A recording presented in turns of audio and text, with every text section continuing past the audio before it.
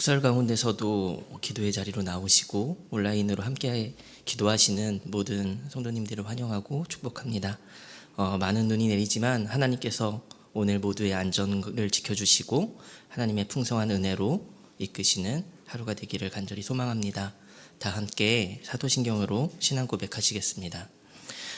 전능하사 천지를 만드신 하나님 아버지를 내가 믿사오며 그 외아들 우리 주 예수 그리스도를 믿사오니 이는 성령으로 잉태하사 동정녀 마리아에게 나시고 본디오 빌라도에게 고난을 받으사 십자가에 못 박혀 죽으시고 장사한 지 사흘 만에 죽은 자 가운데서 다시 살아나시며 하늘에 오르사 전능하신 하나님 우편에 앉아 계시다가 저리로서 산 자와 죽은 자를 심판하러 오시리라.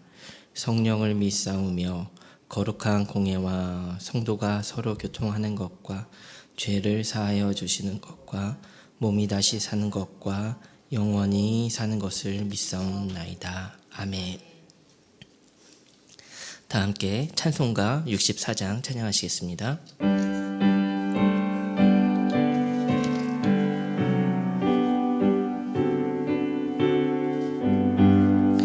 기뻐하며 경배하세 영광의 주 하나님 주 앞에서 우리 마음 피어나는 꽃 같아 죄와 슬픔 사라지고 의심 구름 걷지니 변함없는 기쁨의 주 밝은 빛을 주시네. 땅과 하늘 만물들이 주의 솜씨 빛내고 별과 천사 노랫소리 끊임없이 높아 물과 습과 산과 골짜 들판이나 바다나 모든 만물 주의 사랑 기뻐 찬양하여라. 우리 주는 사랑이요 복의 근원이시니 삶이 기쁜 샘이 되어 바다처럼 넘치네. 아버지의 사랑 안에 우리 모두 형제니 서로 사랑하게 도와주시옵소서. 새벽별의 노래 따라 힘찬 찬송 부르니 주의 사랑 줄이 되어 한맘 되게 하시네. 노래하며 행진하여 싸움에서 이기고 승전가를 높이 불러 주께 영광 돌리세. 오늘 우리가 나누는 하나님의 말씀은 호세아서 9장 1절부터 9절의 말씀입니다. 호세아서 9장 1절부터 9절의 말씀입니다. 교독하여 읽도록 하겠습니다. 이스라엘아, 너는 이방 사람처럼 기뻐 뛰놀지 말라. 내가 음행하여 내 하나님을 떠나고 각 타작마당에서 음행의 값을 좋아하였느니라. 타작마당이나 술들이 그들을 기르지 못할 것이며 새 포도주도 떨어질 것이요 그들은 여호와의 땅에 거주하지 못하며 에브라임은 애굽으로 다시 가고 아수르에서 더러운 것을 먹을 것이니라. 그들은 여호와께 포도주를 부어드리기 그들의 재물은 애국하는 자의 떡과 같아서 그것을 먹는 자는 더러워지나니 그들의 떡은 자기 먹기에는 소외될 뿐이라. 여호와의 집에 드릴 것이 아니니라. 너희는 명절날과 여호와의 절기날에 무엇을 하겠느냐? 보라, 그들이 멸망을 피하여 모으고 노분 그들을 장사하리니 그들의 은은 귀한 것이나 찔레가 덮을 것이요 그들의 장막 안에는 가시덩굴이 퍼지리라. 형벌의 날이 이르렀고 보응의 날이 온 것을 이스라엘이 알지라. 선지자가 어리석었고 신에 감동하는 자가 미쳤나니 이는 내 죄악이 많고 내 원한이 큼이니라. 에브라임은 나의 하나님과 함께한 파수꾼이며 선지자는 모든 길에 친 새를 잡는 자의 금을 갖고 그의 하나님의 전에는 원한을 또다. 함께 읽도록 하겠습니다. 그들은 기브아의 시대와 같이 심히 부패한지라. 여호와께서 그 악을 기억하시고 그 죄를 벌하시리라. 아멘. 어제부터 많은 눈이 내리고 있는 새벽입니다. 눈으로 뒤덮이듯 이전의 날씨가 잘 기억이 안 나실지 모르겠지만 금주 화요일에 그 날씨도 상당히 특이한 날씨였습니다. 맑고 햇빛이 비치는데 비가 막 내렸었거든요. 그것을 보고는 비교적 나이가 있는 교역자들은 이런 말씀을 했습니다. 호랑이 장가가는 날인가 보다. 네, 해가 쨍쨍한데 비가 내리면 호랑이 장가가는 날이라는 말을 저도 들었던 기억이 납니다. 그런데 희한하게 기억만 있고 왜 그런 말이 나왔는지 잘 기억이 안 나더라고요. 그래서 한번 찾아봤는데요. 내용을 간략히 이야기하면요. 옛날 옛적에 호랑이가 결혼하고 싶은데 워낙 흉폭하니까 아무도 호랑이하고 결혼하지 않으려고 하는 겁니다. 그때 여우가 용감하게 이야기를 한 거예요.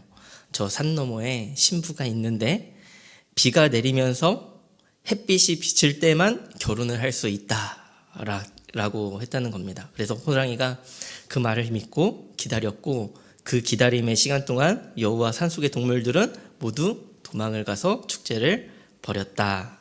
뭐 그런 이야기더라고요. 근데 왜 비와 햇빛이 동시에 내리는 날씨를 이야기했느냐 했을 때 물론 보기 드문 날씨이기도 하지만 사실 햇빛과 비는 농작물의 성장에 모두 중요한 요소이기 때문에 그런 믿음에서 나온 이야기라고 합니다.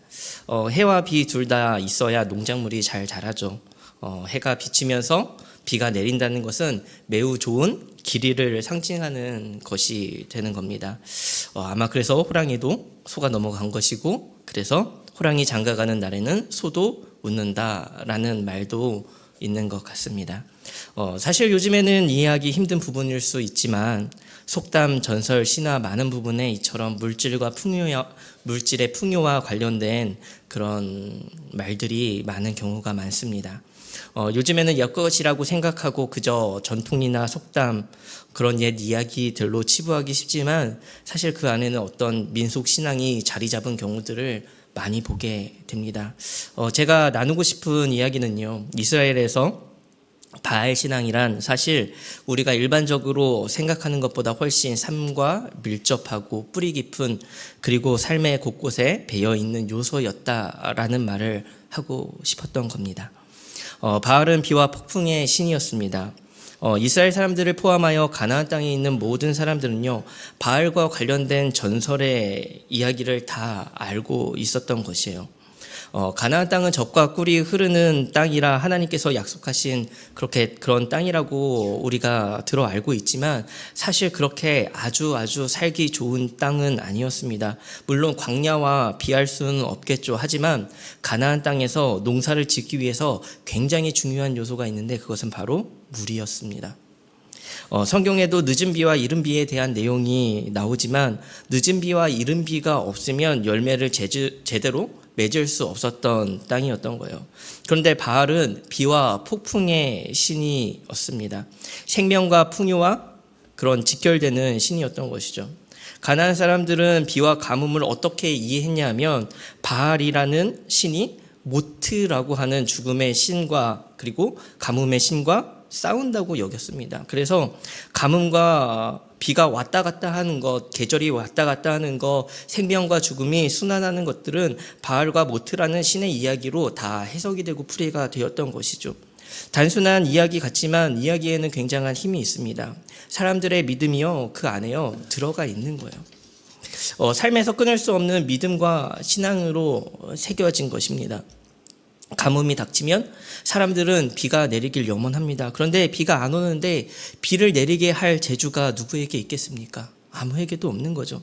그런데 한 가지를 할 수 있는 거예요. 무엇입니까?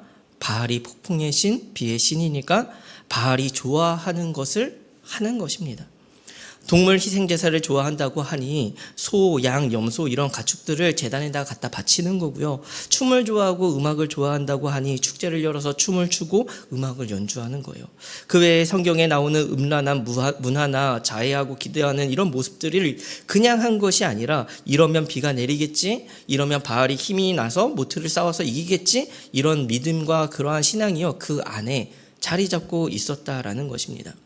어떻게 보면 이스라엘 사람들은 하나님과 바알을 조금 다르게 생각했는지도 모릅니다. 우리가 바알의 축제에 참여하는 것은 그저 비를 내리기 위한 하나의 그냥 축제고 바램일 뿐이야 라고 쉽게 생각했는지도 몰라요. 어쩌면 바알을 섬기는 것은 살아가기 위한, 생계를 위한 내지는 문화의 하나일 것이다 라고 그러한 조금 더 하나님에 대한 신앙보다는 조금 가볍게 여겼는지도 모릅니다. 우리의 삶 곳곳에 숨어있는 그런 작은 불신앙과 같을지 모릅니다. 그러나 하나님에게는 아니었습니다. 하나님은 이 모든 행동을 철저하게 우상숭배라고 여기셨습니다. 오늘 호세아 9장에서는 이스라엘 백성들의 서 있는 그 위치는 바알의 제단 앞이었습니다. 1절은 이렇게 말씀하고 있습니다. 이스라엘아, 너는 이방 사람처럼 뛰놀지 말라. 내가 음행하여 내 하나님을 떠나고 각 타작 마당에서 음행의 값을 좋아하였느니라. 이스라엘은 자신의 정체성을 잃었습니다. 하나님의 백성이라는 것을 잊고 가나안 사람들과 같이 풍성한 열매를 구하고 부유함을 구하며 그와 하나도 다를 바가 없는 것들을 구하며 있었다라는 것이요. 그런데 그들을 향해 하나님께서는 말씀하시는 겁니다. 기뻐 뛰놀지 말라. 기뻐 뛰놀지 말라고 하시는 것이요. 그 의미가 무엇인지 두 가지로 나누어서 우리가 함께 보고자 하는데요. 첫 번째, 하나님께서 기뻐 뛰놀지 말라고 하시는 것은 가나안 사람들과 똑같은 기쁨을 구하지 말라라고 하시는 겁니다. 요엘서 2장 23절은 분명하게 이렇게 기록을 하고 있습니다. 우리 함께 읽도록 하겠습니다. 시온의 자녀들아, 너희는 너희 하나님 여호와로 말미암아 기뻐하며 즐거워할지어다. 너희를 위하여 비를 내리시되 이른 비를 너희에게 적당하게 주시리니 이른 비와 늦은 비가 예전과 같을 것이라. 아멘. 사랑하는 성도 여러분, 하나님은 말씀을 통해 우리에게 누가 참된 기쁨을 주시는가, 기쁨의 원천이 하나님이시라는 것을 보여주고 계시는 것입니다. 바알은 사실 그냥 기쁨을 주겠다라고 말하지 않습니다. 먼저 너희의 기쁨을 가져오라고 해요. 너희가 먼저 와서 기뻐하며 뛰놀며 나를 즐겁게 해봐. 그러면 내가 널 더 풍요롭게 해줄게. 세상을 말합니다. 너의 기쁨을 나에게 바쳐. 그러면 내가 더 큰 기쁨을 너에게 줄게. 그렇게 헐값에 하나님께서 주신 기쁨을 갖다 바치는 것이에요.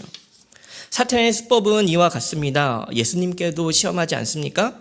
너가 나에게 절을 해. 그러면 내가 세상의 모든 영광을 다 줄게. 그러나 예수님은 하나님만이 우리의 원천이시며 하나님만이 기쁨의 원천이심을 보여주신 것이에요.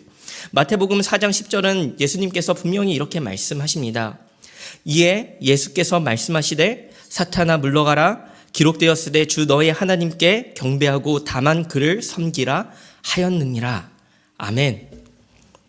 하나님은 내가 기쁨의 원천이라고 말씀하시는 것입니다. 이방인들과 같이 다른 곳에서 기쁨을 구하지 말라는 것이에요. 사랑하는 성도 여러분, 하나님만이 우리의 기쁨의 원천이 되십니다. 진정한 평안, 샘솟는 기쁨은 우리를 창조하시고 우리를 계획하신 하나님 안에서 나오는 것이에요. 이른 비와 늦은 비는 바알이 주는 것이 아니라, 세상이 주는 것이 아니라 하나님께서 주시는 것입니다.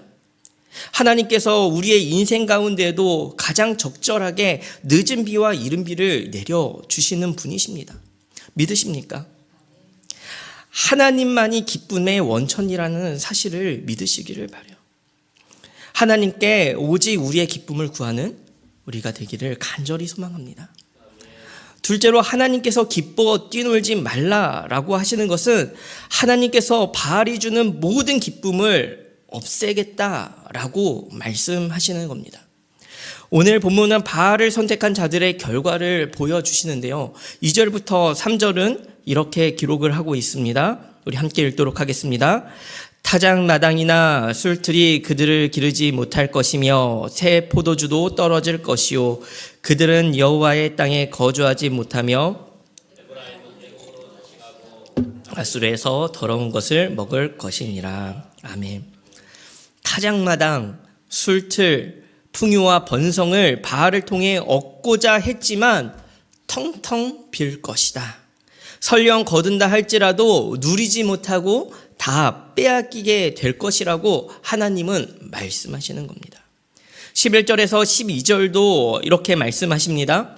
에브라임의 영광이 새같이 날아가리니 해산하는 것이나 아이 베는 것이나 임신하는 것이 없으리라. 혹 그들이 자식을 기를지라도 내가 그 자식을 없이 하여 한 사람도 남기지 아니할 것이라. 내가 그들을 떠나는 때에는 그들에게 화가 미치리로다. 아멘. 다산이 축복이라 여기는 그 시대에 많은 자녀들을 낳는 것은 큰 기쁨이었고 축복이었습니다. 바알에게 가서 다산을 빌던 그 사람들을 향해 하나님은 아이 베는 것이 그리고 임신하는 것이 없을 것이다 라고 말씀하시는 거예요. 혹 있다 하더라도 남기지 않을 것이다. 하나님은 철저하게 바알을 의지하며 구하는 사람들의 그 헛된 기쁨들을 하나님은 없애겠다라고 말씀하시는 것이에요. 왜입니까? 9절은 분명하게 이렇게 말씀하고 있습니다. 함께 읽도록 하겠습니다. 그들은 기브아의 시대와 같이 심히 부패한지라 여호와께서 그 악을 기억하시고 그 죄를 벌하시리라. 아멘. 기브아의 시대가 무엇입니까? 사사시대를 이야기하는 것입니다. 하나님의 백성의 정체성을 잃고 가나안 땅의 사람들의 사상과 문화와 종교에 스며들어 악을 악인 줄 모르고 살아가던 그 시대의 이야기를 하는 것이에요. 이 시대가 그들의 시대와 다를 것이 없다는 것입니다. 오늘날 우리의 시대가 그 시대와 다를 것이 없다고도 말씀을 하시는 거예요. 기쁨을 쫓아 문화라는 이름 하에 기쁨의 원천이신 하나님을 잊고 떠나는 것을 하나님은 경고하시는 겁니다. 하나님께 있던 그 마음이 세상의 풍요를 쫓아 세상의 기쁨을 쫓아 그렇게 바알을 향해 이 세상을 향해 갔다라는 것이에요. 이 시대에게 바알이 무엇입니까? 우리에게 그 소중한 우리가 기쁨을 찾고 구하는 그 바알이 무엇입니까? 사랑하는 성도 여러분, 세상은 우리가 원하는 무언가를 살랑살랑 흔듭니다. 네가 원하는 것을 내가 준다. 너가 이것을 위해 오늘의 기쁨을 포기해. 오늘 너가 하나님 앞에서 누릴 수 있는 그 기쁨을 포기하고 나에게 와. 라고 세상은 분명히 그렇게 말해요. 그러나 하나님은 우리에게 분명하게 오늘 말씀을 통해서 보여주시는 것입니다. 하나님만이 진정한 기쁨의 원천이며 하나님을 떠날 때의 그 기쁨의 원천이 끊어진다는 사실을 분명하게 보여주시는 것입니다. 우리 모두 그것을 믿으시기를 바랍니다. 하나님은 진정으로 우리를 기쁘게 하는 분이십니다. 하나님은 진정으로 우리를 풍요롭게 하시는 기쁨의 원천이요 풍요로움의 원천이십니다. 우리의 영혼을 소생시키시며 우리를 죽음에서 생명으로 바꾸시는 그 하나님의 역사가 우리의 영혼을 오늘도 살리고 우리의 삶 가운데 우리의 죽어져가는 그러한 이 땅 가운데서 그렇게 어두워져가는 우리의 영혼을 다시 하나님께서 밝히실 줄 믿습니다. 그 하나님을 우리의 기쁨의 원천으로 여기며 그 하나님 앞으로 나아가는 우리 모든 성도님들이 되시기를 간절히 소망합니다. 우리 함께 말씀을 기억하며 기도했으면 좋겠습니다. 우리 첫 번째 기도하실 때는 하나님만이 내 삶의 기쁨의 원천이심을 고백하며 살아가는 우리의 삶이 되게 해달라고 기도했으면 좋겠고요. 두 번째로 기도하실 때는 세상과 이 시대의 기쁨을 위해 살아가기보다 하나님으로 인한 기쁨을 누리는 참된 복을 우리의 삶에 더해달라고 기도했으면 좋겠습니다. 마지막으로 교회를 위해 기도하실 때는 17여 다락방을 위하여 기도하는 날입니다. 일상에서 담아둔 것을 말씀과 기도의 자리로 가져가는 자들이 되게 해달라고 17여 다락방과 우리 교회의 모든 공동체들을 위해서, 특별히 또 오늘 눈이 많이 오는데 모든 안전과 사건 사고가 없도록 하나님께 기도하며 나아가도록 하겠습니다. 함께 기도하시겠습니다. 하나님, 오늘도 하나님 주님 앞에